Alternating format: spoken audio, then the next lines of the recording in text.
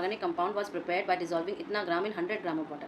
Water का भी ग्राम दिया हुआ है। Calculate the osmotic pressure of this solution at 298 kelvin when the boiling point of the solution given है, केबी ऑफ वाटर गिवन है, आर गिवन है। हमें दो चीज़ों का इस्तेमाल करना है इसमें। पहले तो हमें एमबी निकालनी है और एमबी हम किससे निकालेंगे, केबी वाले फॉर्मूले से निकालेंगे। ठीक है, सो हम क्या करेंगे, पहला स्टेप हमारा है एमबी फ्रॉम आपका केबी डेटा।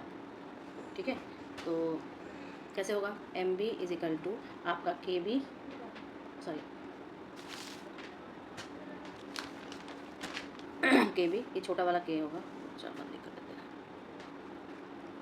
ये हो जाएगा आपका छोटा वाला K B into W B into 1000, क्योंकि यहाँ पे मोलैलिटी है, और delta T B into W A, यही तो होगा।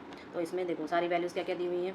डब्ल्यू बी हमारा दिया हुआ है 6.8 ग्राम, डब्ल्यू ए हमारा दिया हुआ है 100 ग्राम, के बी हमारा दिया हुआ है 100.11 माइनस 100 इज इक्वल टू आपका 0.11। ठीक है, और इन सबको हम लोग पुट करेंगे।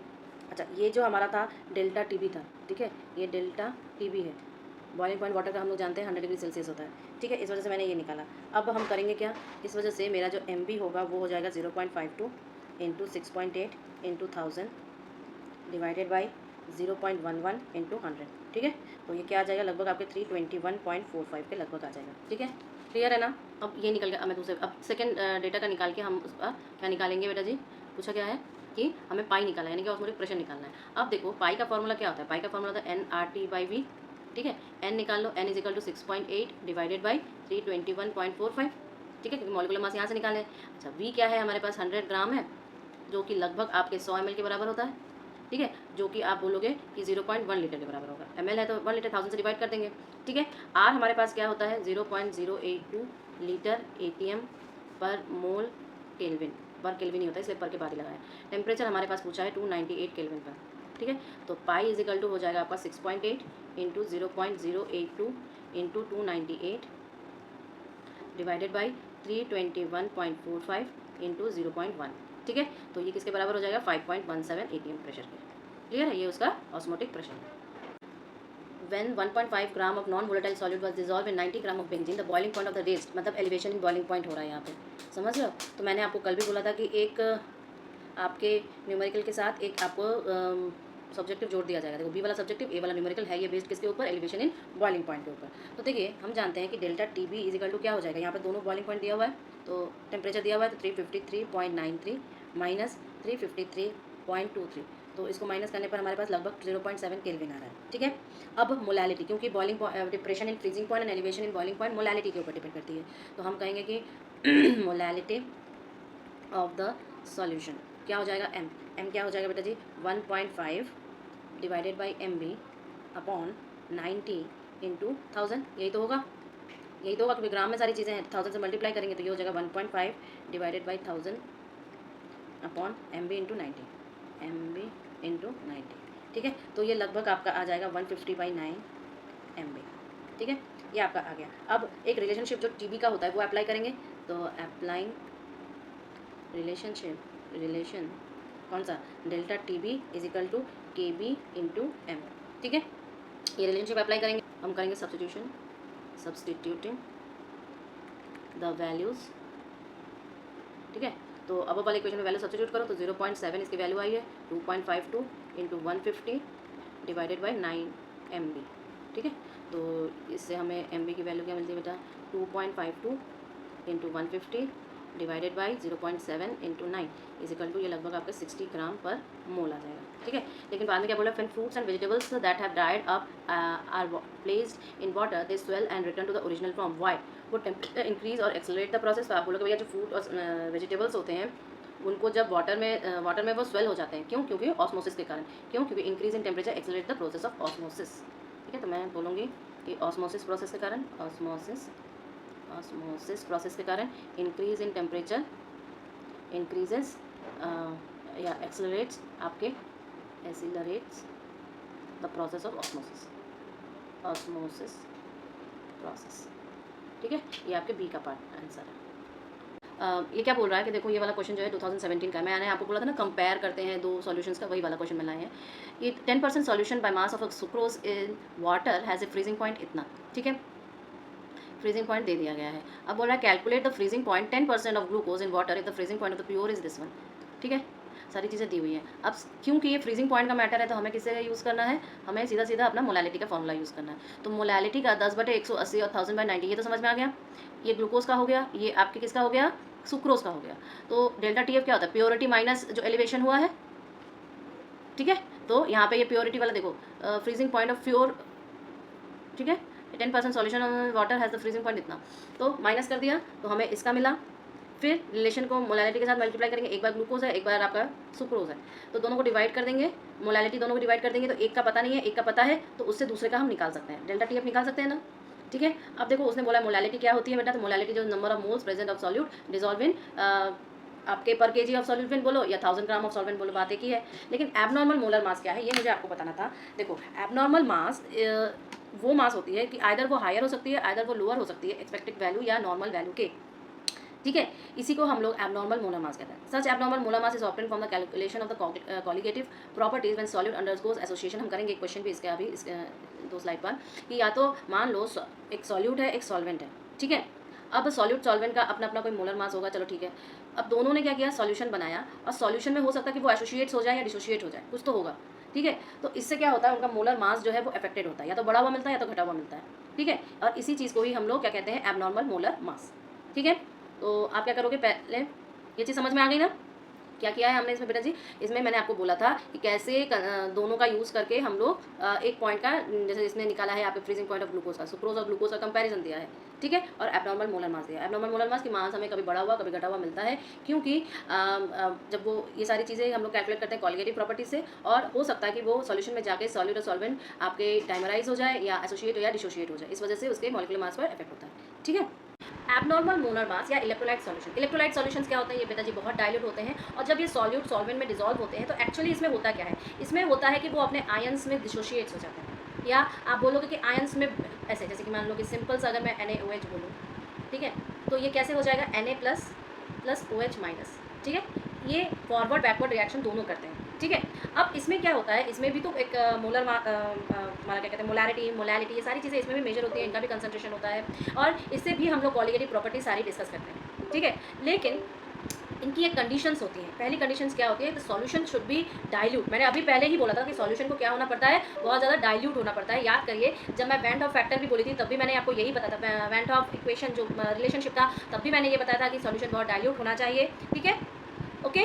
तो यहाँ पर क्या होता है, जो colligative property too much concentration अगर सॉल्यूशन हो जाए तो वहाँ पर इंटरैक्शन में प्रॉब्लम आती है। मतलब जैसे कि मान लो कि the solution used to measuring colligative property must not to concentrated. In concentrated solution the particles begins to interact with each other and as well with the solvent. As a result vapour pressure, therefore other colligative properties depend on the nature of the solute and not just the number of solute particles. समझ में आ गया ये चीज़।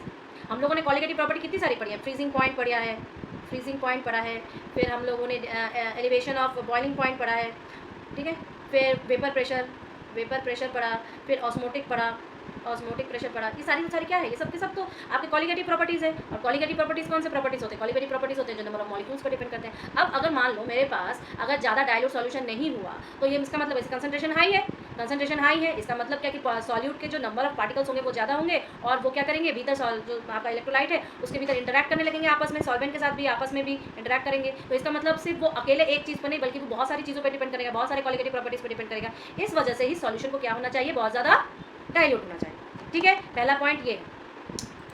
दूसरा point क्या है कि हम ये कहेंगे कि एक तो वो डाइल्यूट है ही, साथ में ये भी होना चाहिए कि जो आपका सॉल्यूट है, जो उस इलेक्ट्रोलाइट में मौजूद जो सॉल्यूट है वो ज़्यादा आपका एसोसिएट भी नहीं होना चाहिए, डिसोशिएट भी नहीं होना चाहिए। यानी कि वो आपके एसोसिएट और डिसोशिएट का मतलब क्या, एसोसिएट मतलब जुड़ना और डिसोशिएट मतलब टूटना, ठीक है।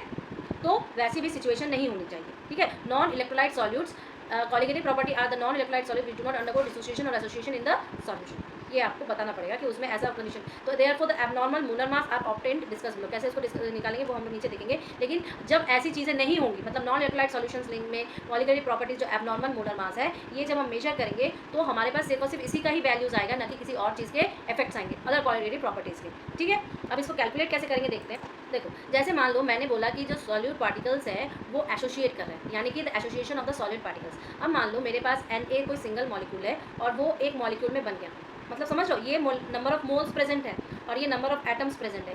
पता है ना ये चीज़ कि जब हम छोटा लिखते हैं तो नंबर ऑफ एटम्स और ये जबकि नंबर ऑफ मोल्स। यहाँ पर एक ही मॉलिक्यूल है, ठीक है, यहाँ पर कितने मॉलिक्यूल है, यहाँ पर एक ही मॉलिक्यूल है, ये एक वन मॉलिक्यूल है, जबकि ये n नंबर ऑफ मॉलिक्यूल्स हैं, n मोल्स मॉलिक्यूल्स हैं।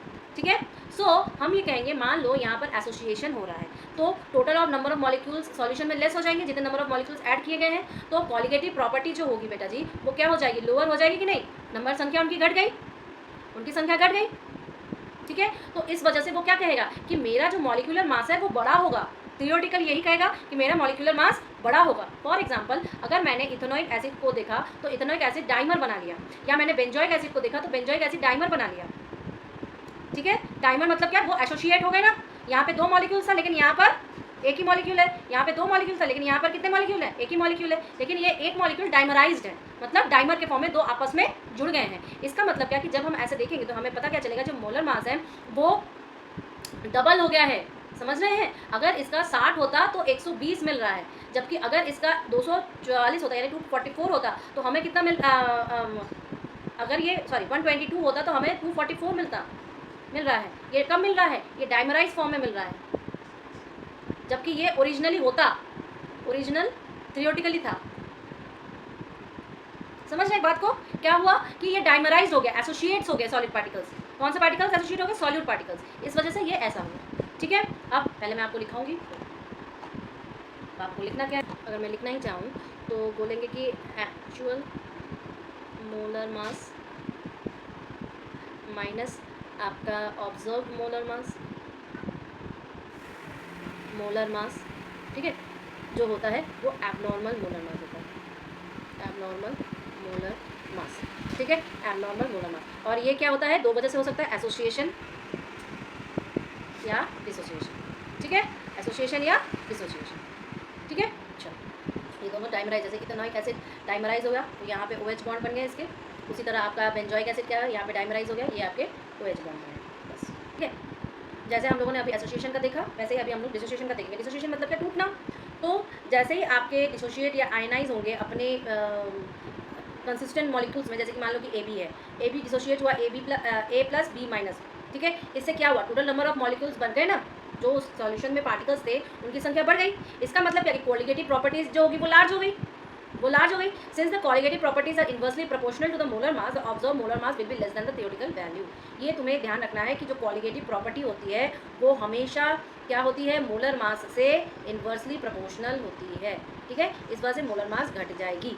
ठीक है, जैसे इसने एग्जाम्पल दिया KCl का, क्लियर है। तो आपको क्या करना है, this is van't Hoff factor. Van't Hoff factor क्या बोलता है, यही मोलर मास का ही एबनॉर्मेलिटी को शो करता है। ये कहता है कि I is equal to normal molar mass upon observe या एबनॉर्मल मोलर मास। ठीक है, ये आपको किस समय दिखाई देगा, एसोसिएशन या डिसोसिएशन। और ये कहेगा कि जब एसोसिएशन होगा इसकी वैल्यू लेस देन 1 होगी, जब डिसोसिएशन होगा तो इसकी वैल्यू मोर देन 1 होगी। तो वैन ऑफ फैक्टर I जो है ये क्या होता है एक्चुअली, ये actually observe colligative property upon normal value of the colligative property होती है। ठीक है, लेकिन इससे हमारे क्वेश्चन कैसे बनेंगे इससे, तो देखो जैसे कि ये क्या है, लोअरिंग है ना, ये वाला relative lowering of vapour pressure, हम लोगों ने ये फॉर्मूला पढ़ा है। तो वैन ऑफ फैक्टर क्या कह देगा, I से उसकी मल्टीप्लाई हो जाती है। इसी तरह एलिवेशन में I से मल्टीप्लाई, इसीलिए फ्रीजिंग पॉइंट में I से मल्टीप्लाई, ऑस्मोटिक प्रेशर में I से मल्टीप्लाई। क्यों, क्योंकि ये सारे के सारे कैसे प्रॉपर्टीज़ है, कॉलिगेटिव प्रॉपर्टीज़ है, कॉलिगेटिव प्रॉपर्टीज़ है। ठीक है, तो कॉलिगेटिव प्रॉपर्टीज़ होने के कारण इनमें सबको हम लोग I से मल्टीप्लाई कर देते हैं। इसी तरह वैन ऑफ फैक्टर कैसे डिसोसिएशन का निकालते हैं, कैसे एसोसिएशन का निकालते हैं। डिसोसिएशन का जैसे डिग्री ऑफ डिसोसिएशन हुआ, जैसे मान लो डिग्री ऑफ डिसोसिएशन हुआ तो यानी कि फ्रैक्शन कितना आपका अंडरगो हुआ डिसोसिएशन ऑफ आयंस। ठीक है, तो total number of moles of substance dissociate upon total number of moles of substance taken.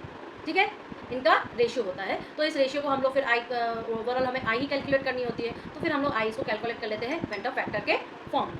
ठीक है, इसी तरह आपका डिग्री ऑफ एसोसिएशन में आएगा। डिग्री ऑफ एसोसिएशन क्या कहेगा, मॉलिक्यूल एसोसिएट्स, और फिर हम लोग ऐसे ही कैलकुलेट करेंगे, फिर ऐसे वाला जैसे हम लोग पहले कैलकुलेट किए और दोनों का रेशियो, फिर van't Hoff factor I calculate करेंगे। ठीक है, इट इज़ वेरी ईजी। तो ये सारे फॉर्मूलाज हैं। तो चैप्टर हमारा जो है बेटा जी यहाँ पे ख़त्म हुआ है। ठीक है।